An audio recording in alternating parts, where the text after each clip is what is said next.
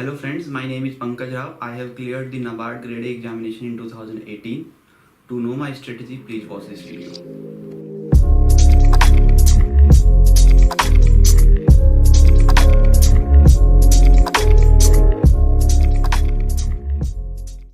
Hello everyone and welcome to EduTap.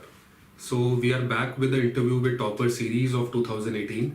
NABARD Grade A 2018 examination results have been announced, and today we have with us Mr. Pankaj Rao, who has successfully cleared the Grade A NABARD examination.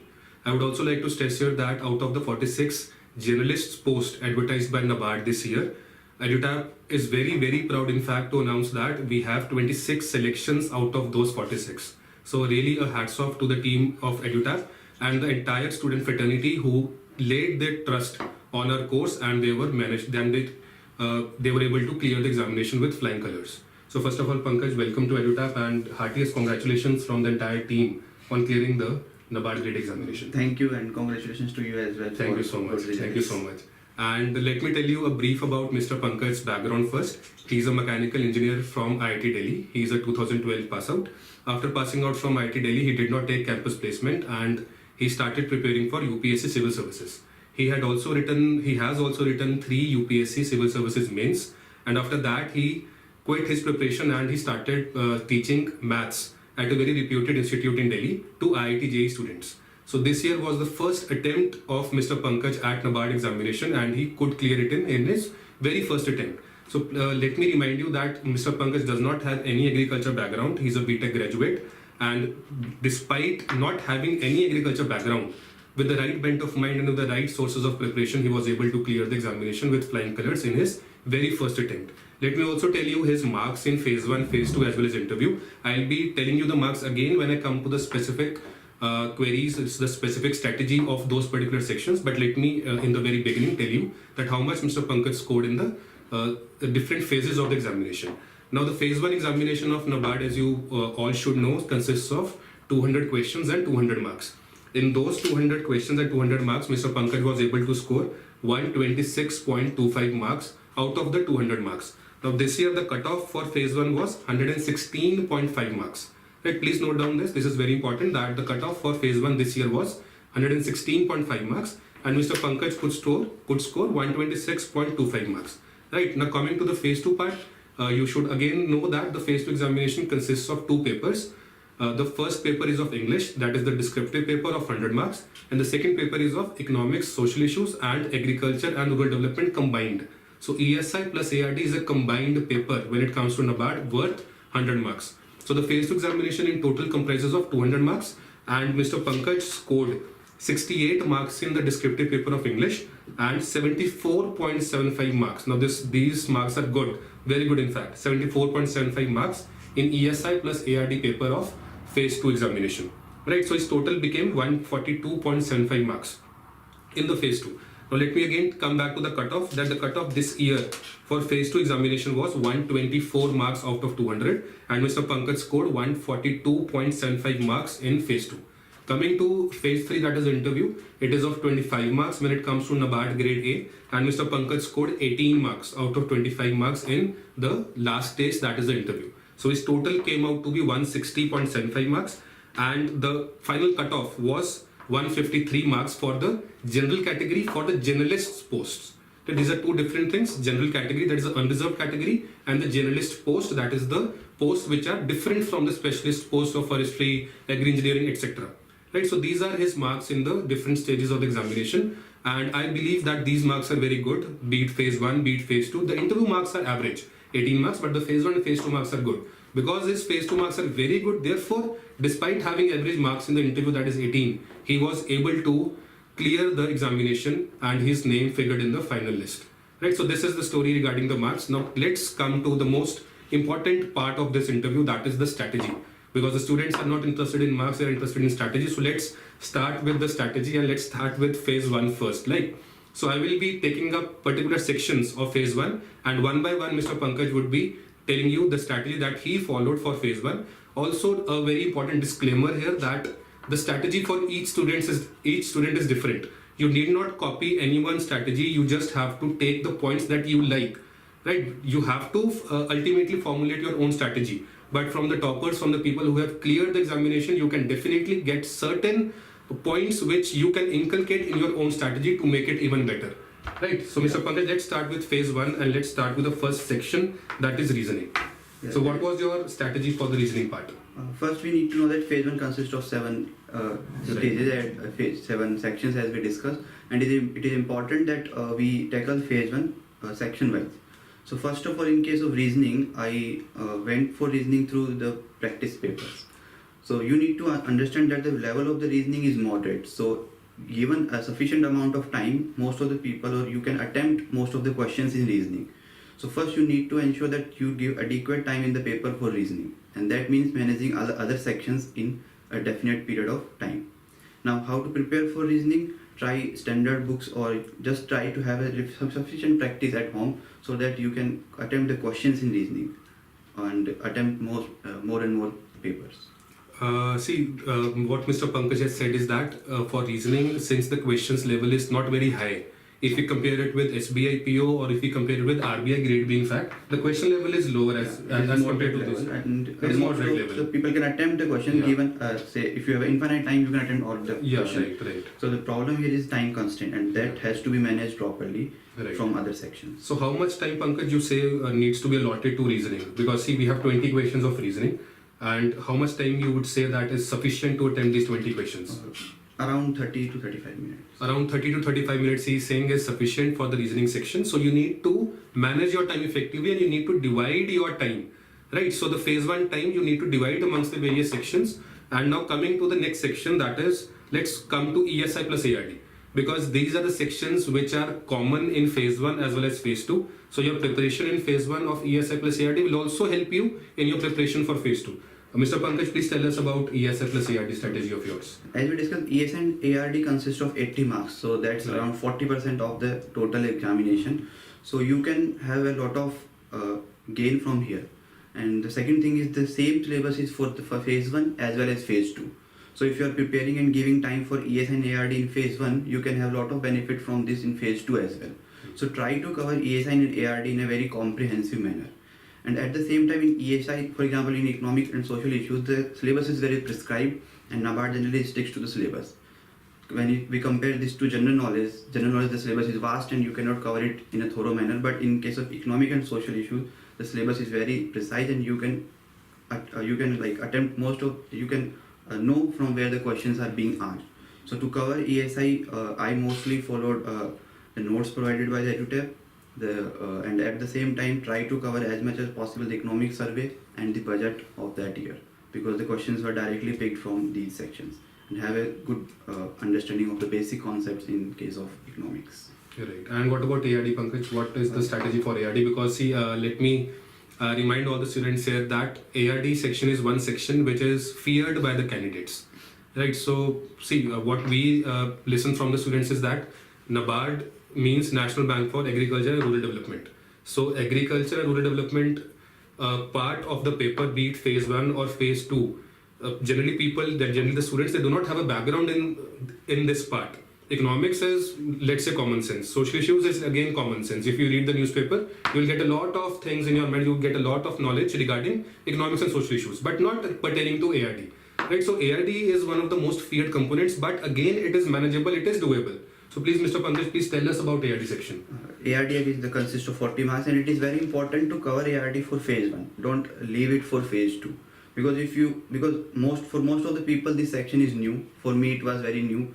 So if you are planning to cover it, for example, for phase 2, you won't be able to cover. So cover it properly in phase 1 and have a good revision in phase 2. And for covering agriculture and rural development, the syllabus is very prescribed, but don't go that much in depth.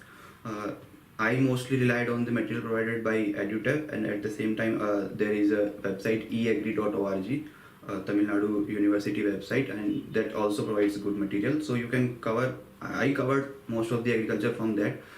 Since this was new, you have to ensure that you revise things 2-3 times and focus on basic and simple terms, like for example in case of say what are the names of breeds and what are the specific values of say rainfall in India. Such figures and values should be remembered, and go through the past year question papers. They are available EduTap also provides similar type of questions which are available, have been asked in the past.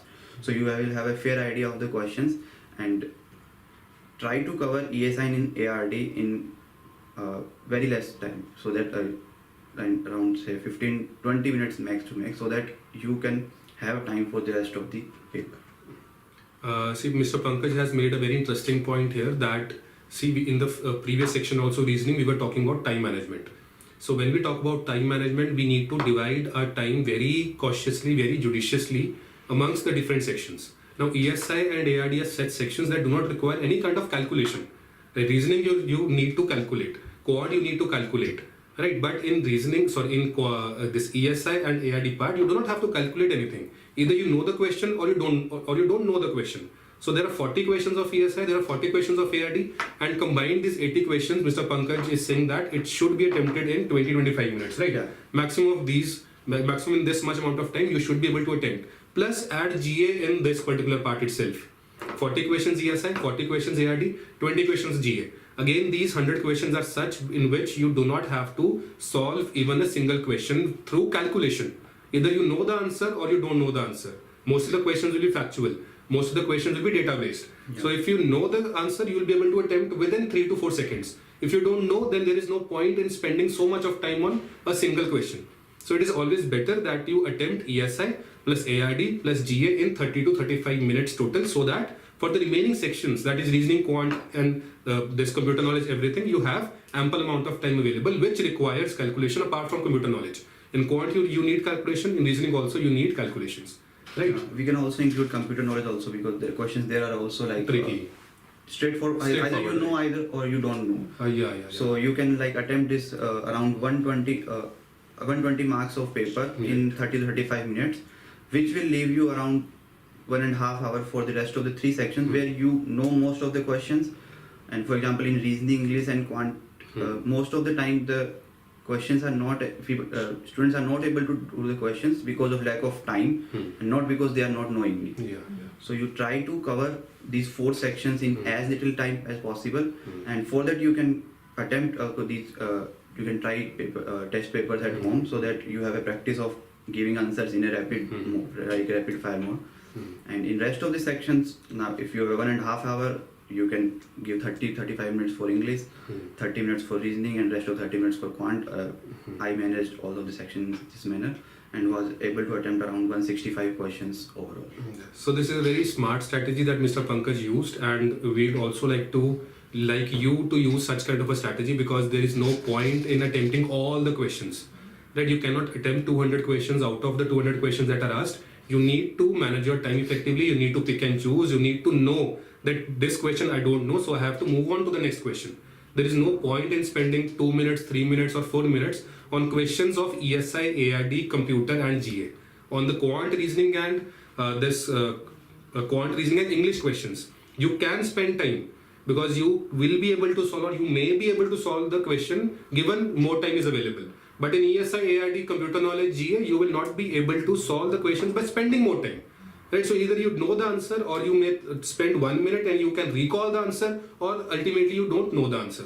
So you have to finish these 4 sections, that is ESI, ARD, computer knowledge and GA, in the minimum amount of time possible.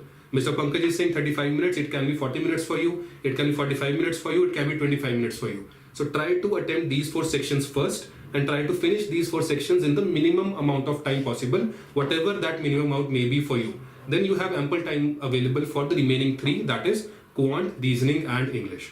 Right? Yeah, and at the same time, do attempt mock test at home. Yeah. Stop reading new things around 15 days before the examination, and try to attempt at least 7, 8 or 10 mock tests, and try to develop a strategy in those mock tests. For example, I would start from quant, because directly I can spend 30 minutes, then I would complete rest of this paper, and then in last 1 hour I will go for reasoning and English. You can have a different strategy, but over the period of those 8 mock tests, do try to develop your own strategy, and have in mind that I will start paper like this, and irrespective, even if they say quant is tough, if you have started attempting quant, give it 30 minutes. Don't jump between the sections. It will not help. You will attempt a different section, your time will be wasted. So if you have started with quant, spend 30 minutes. If it is tough for all. the sectional cutoffs are not very much. So just if you are able to attempt say 12-13 questions in 30 minutes, it is okay. You can cover up in the next of these sections. But once you have started a section, attempt that section completely, then go for next section and stick to your strategy that you have developed over a period of 7-8 mock tests. That will help a lot. So the bottom line is that you have to have a strategy in place before entering the examination hall. It should not be that you are going to the hall and making the strategy there. Right, so attempt sufficient number of mock tests, let's say 5, 6, 7, 8, 10, 20, whatever works for you. Attempt those mock tests, formulate a strategy, divide your time and apply the same thing when you go to the actual examination. It should not be, I'm again repeating, it should not be the case that the paper that you attempt on the actual D day is the first time that you are taking the examination. Right, you should have ample amount of practice, you should have formulated a strategy, you should have divided your time beforehand so that you can just implement that when you go inside the examination hall. Right? Yeah. Now, Mr. Pankaj, coming to the second phase of the examination, that is the phase 2. Again, I'm repeating that the phase 2 examination of NABARD Grade A consists of 2 papers. The paper 1 is the descriptive English paper. That is worth 100 marks. And the second paper is an objective paper of ESI plus ARD, that is Economics and Social Issues and Agriculture and Rural Development. So these 2 sections are different sections when it comes to phase 1, 40 marks each. But when it comes to phase 2, it is a combined paper worth 100 marks of ESI plus ARD. Let's come to English first. Now let's see, as you can see that English has 100 marks worth of weightage. So out of 200 marks of phase 2, 100 marks is allocated to English alone. So please do not first of all commit the mistake of ignoring English for phase 2. And secondly, do not commit the mistake of equating English with only essay. Because once English comes to our mind, we think of essay. We don't think about RC, we don't think about Pressy, we don't think about letter writing, we don't think about report writing. Automatically there is some formula in our mind that when English word pops up, we equate it with essay when it comes to the descriptive paper. Right, so let's come to Mr. Pankaj and ask him what was his strategy for the English paper of 100 marks. Yeah, the English consists of 50%. So as he mentioned, do not neglect this part. You can easily score good amount of marks here. And seeing the paper past year, there are 3 or 4 types of questions. So first of all, say you have to write an essay. It is for around 250 words.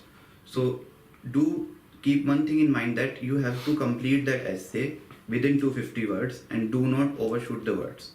Because when we type, sometimes we make errors in typing, so you do have to have some time in the last to check those errors. At the same time, writing a 250 word essay, you do not have to be very good in English. Just choose a topic in which you can have an introduction, 1 or 2 lines in conclusion, and 2 or 3 paragraphs for the body. For example, if it is asked that what is the role of agriculture in rural development, everybody can write an essay on this and say, for example, how agriculture and rural development are connected. Do not go for topics in which you cannot explain everything in 250 words. So just choose a topic in which you can have an introduction, conclusion and a body. And remember this, they are just testing that whether you can express yourself in English and not testing on your knowledge. So you just have to write it around a body and that would be okay. And what about other sections, Pankaj? Apart from essay, there is Pressy, there is RC, there is letter. There are three other sections. So next is that you have to write a letter. So in letter also the word limit is around 150. So 150 words are not much. You just remember that you stick to the format. The standard formats are available. Write an introduction, whatever is at the top, the introductory line, and at the 2-3 lines for the body, and at the conclusion. So this will also around 150 words, and again do not overshoot the limits of the word, because you are not going to get any other extra benefit from writing extra. But at the same time, if you write extra words, you will have less time at the end to check for your errors, because and when we type, as I mentioned, we do some errors. So just some spelling mistakes somewhere. Yeah, we need to give some time, 5-10 minutes at the end to check for those errors. The next section is reading comprehension. So in reading comprehension also, the questions are straightforward. You just have to ensure that you express yourself or you write in your own language, and finish that also in the limited as little as possible words. You have to ensure that you do not write much. You just write correct statements which are grammatically correct. You make little errors in English, that would suffice. And then there is presse. You just read the presse, and the reading comprehension is also on the same presse. Yeah, the same comprehension is So given. yeah, same comprehension is given. So it would be very beneficial if you do the presse first and then attempt the reading comprehension questions, because you already have some understanding of the paragraph, and that will also reduce your time in the reading comprehension also. Yeah. So overall, try to finish the paper 10 minutes before the allowed time, and you spend 10 minutes to check the errors. That is very, very important, because if you make grammatical errors or spelling mistakes, you are going to be cost heavily for that.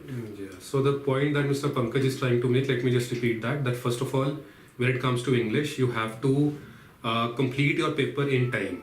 It is a descriptive paper, but when I say descriptive, it does not mean pen and paper.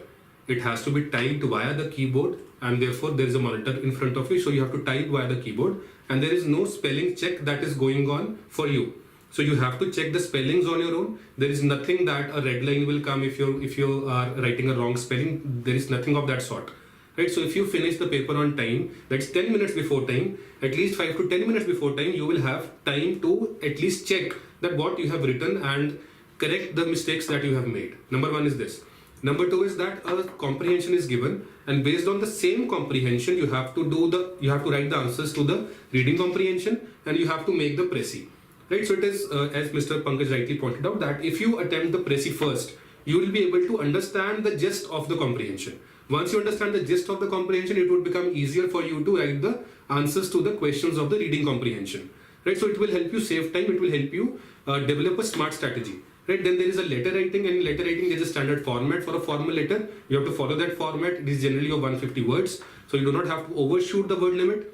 See, many aspirants have this in mind that if they overshoot the word limit, they write more, they'll get more marks. But please bear in mind that it's a zero-sum game. If you are overshooting the word limit, you are also consuming more time. So ultimately you will end up with less time for the remaining sections. So it is very advisable, strongly advisable that please follow the word limit that is given and do not overshoot that.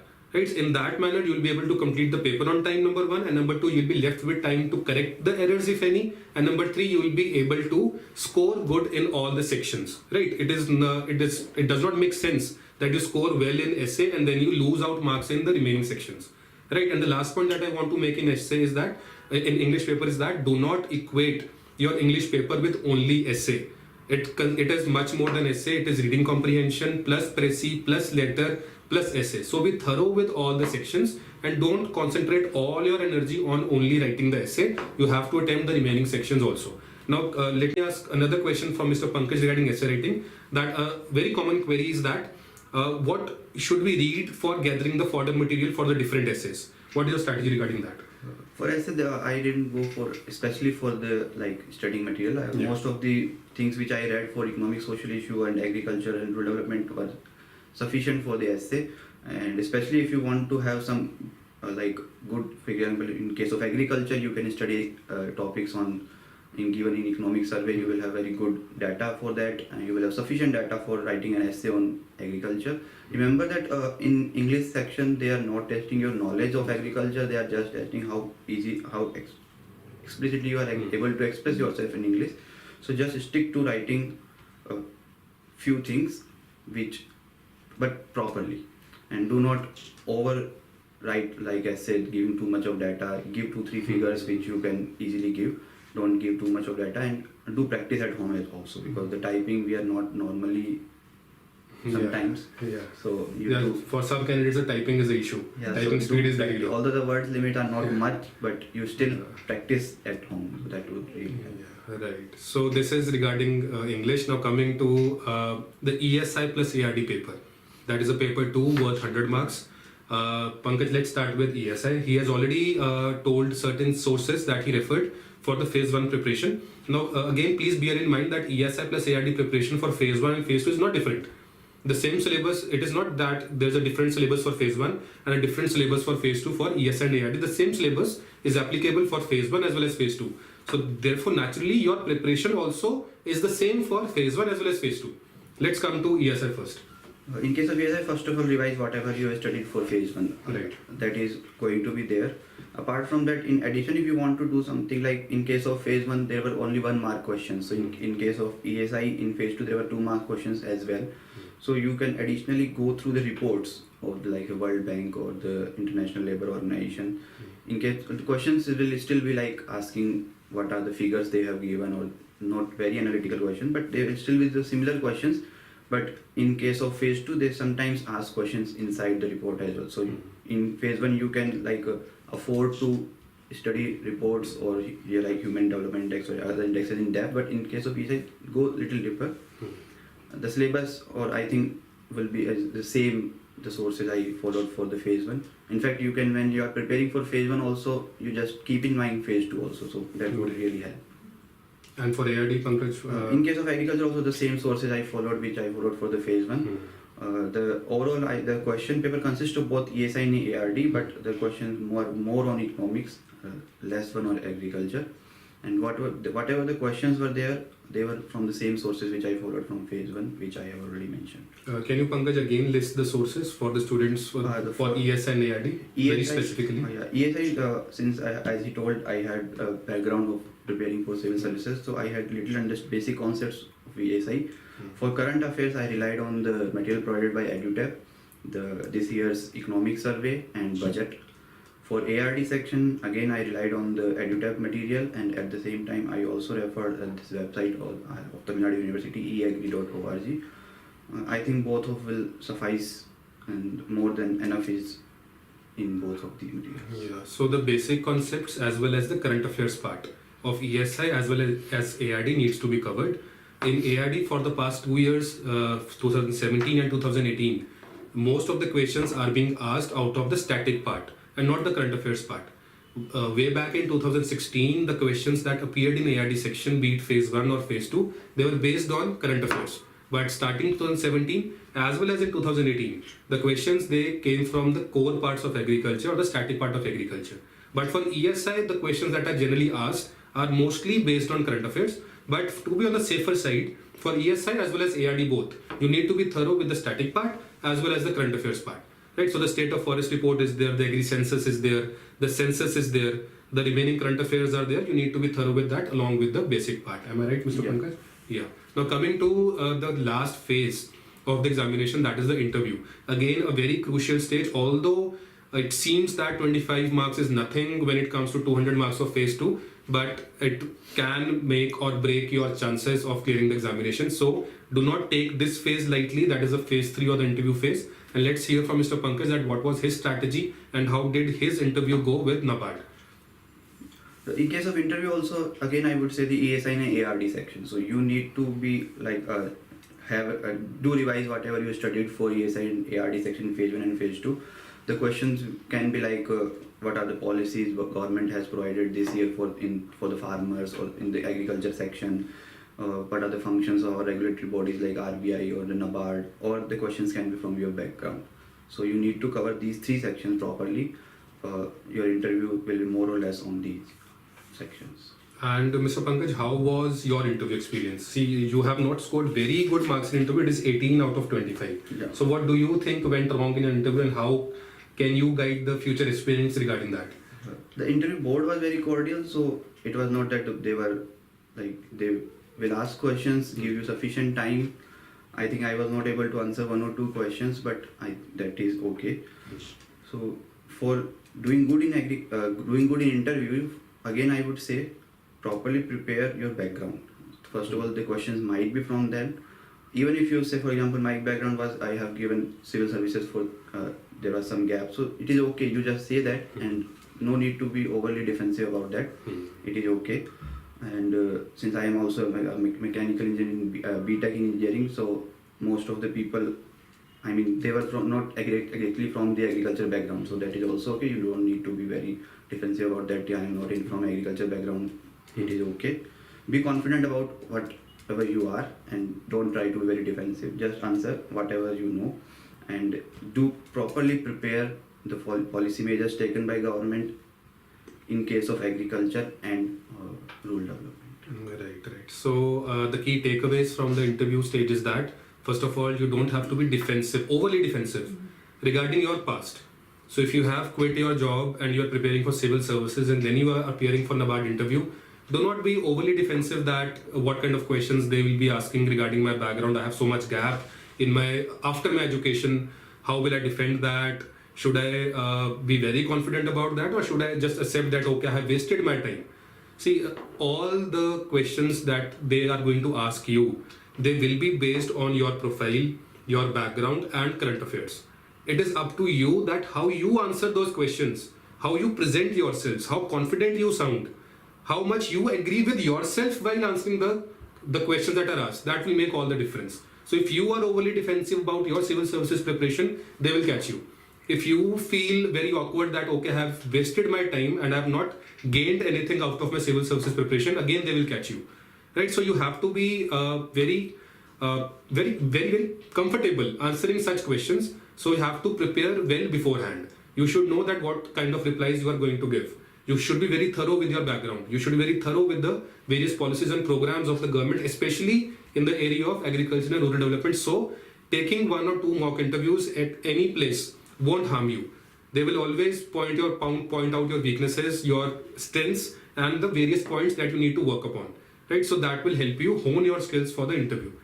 Because again, I'm repeating that if you score, let's say, average marks in phase 2, then interview is your only medium through which you can clear the examination. If you score very well in phase 2, then it's okay. You can score reasonably fair marks in the interview session. But again, if you are scoring, let's say, average marks, then you have to score good marks in interview. And generally, the selected candidates, they have marks in the range of 22, 23, 24 marks out of 25. Yeah, you mentioned mock test. I did not appear for any mock. Yeah, Mr. Pankaj did not appear for any mock interview. That probably hurt me. Yeah, right. So this is the discussion regarding the phase 1, the phase 2, and the phase 3 part of NABARD Grade A. So, Mr. Pankaj, any closing statements, anything else you would like to tell the aspirants? Because see, many aspirants are such who are appearing for RBI as well, who appear for NABARD, who appear for SEBI, and who are doing their UPSC preparation side by side. They are confused. They're not that motivated, or they do not know exactly that what they want to do in their lives, or which examination they can focus upon, and they can clear it with ease. So any remarks what regarding to do that? in life, it's very early to focus on what to do in your life. Right. Like if you become a civil servant, it's very good. The similar work can be done from say RBI also. They are also engaged in civil service. Not exactly that, but serving the people. You can go through NABARD, or you can do whatever is good. You feel good about that. And then what second question? That people are concentrating on different examinations. Yeah. So if someone is appearing for RBI, should he or she go for NABARD? If someone is appearing for NABARD, should he or she go for RBI? What should be the preparation strategy overall? Overall, these 3 or 4 exams he mentioned, all are of similar standard. Yes, all of the exams do have some specific requirement of their own. But if you are comfortable, do target more than 1 exams, because at this point of time, targeting just 1 exam may be very risky strategy. If you are looking for, do not be very specific that I will be join civil service. Like you can do good work from other areas as well. So if you are appearing for NABARD, RBI Grade B can also be targeted. It is although has different syllabus in phase 2, but phase 1 syllabus overlaps a lot. So you can go for that. You can target also SEBI. SEBI is also given opportunity for BTech students or graduates this year. And even if you are, say, for example, you are preparing for civil service and then want to give this examination, do spend some time for stage 2 specifically for these examinations. Don't just go with the preparation of civil service to the NABARD or RBI. Spend at least 2-3 weeks or a month for specific preparation of phase 2 of these examinations, because you might clear phase 1, but that is of no use unless you clear the whole examination. So when you are targeting multiple exams, try to find out the similar area and the different area, and be specific and to like how much I can cover those specific areas and how much I can cover those common areas. If you are comfortable, then go for those examinations. If you think that the overlap of the examination is very less, so you can probably skip that exam. Yeah. So but the target more than. Yeah. So the bottom line is that please use different baskets for different eggs. Don't put all your eggs in one basket. Yeah. So it is a risky approach. It may be rewarding, but it is a risky approach. So if the syllabus is overlapping, you should appear for different examinations of the same level. So RBI Grade B, NABARD Grade A, Grade B, SEBI Grade A, IRDAI, all of these examinations have something in common. So if you have prepared for one of these examinations, your half of the work is done. You need to work for the remaining half, but that can be done, and that can be rewarding provided you prepare for the different sections and the different requirements of the different examinations properly. Right? And another very important point that Mr. Pankaj made is that if you are this civil services aspirant, do not think that your knowledge will be sufficient for RBI Grade B or for NABARD Grade A. There are certain sections your knowledge will definitely help you. That has set a base, but that is not sufficient for RBI Grade B and NABARD Grade A because the nature of questions and certain subjects are different in these examinations. So you need to pay respect, or you need to give respect to the sections that are different from UPSC, and you need to prepare accordingly. Thank you, Mr. Pankaj. We had a very good session, and I hope that the strategy that he has shared with all of you will help you in your upcoming examinations, be it NABARD, be it RBI, be it anything else. Thank you so much. Happy learning and all the best.